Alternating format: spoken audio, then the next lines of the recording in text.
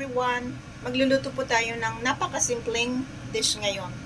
Ingredients, ang ating fried egg, tapos ang ating noodles, ang ating tomato, tapos ang ating tomato sauce, at saka ang ating vegetable. So, stir fry lang po natin. Napakasimple.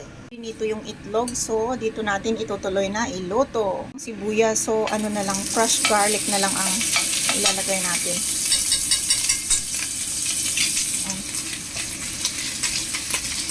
Ito ang ating tomato. Ayan.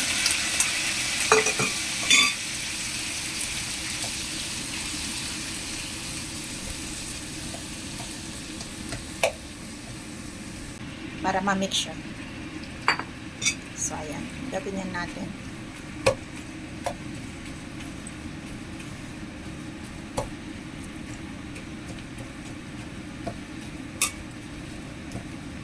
Ang itlog at tomato, din lalagyan na natin ng ayan, tomato sauce.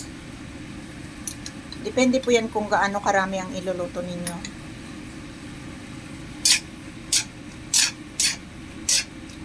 Dadagdagan ko pa siya. Kulang eh. Yan. Ng asukal. Yan siya. Tapos, lagyan pa natin ng ng white pepper. Yan. Yan. Mix natin. Tapos, lagyan natin ng tubig.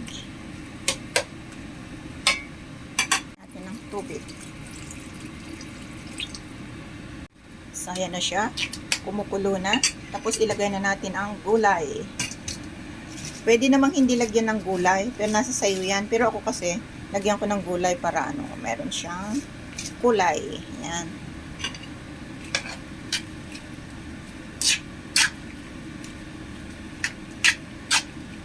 Siya, pwede nang ilagay ang noodles. So, ito yung ilalagay na natin na noodles mamaya.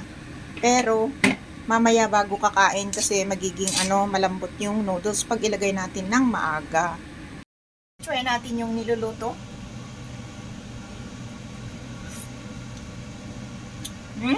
Perfect. Pwede na to. Kahit simple lang. So, pwede rin kayo magluto ng ganito para maiba naman yung style ng niluluto ninyo.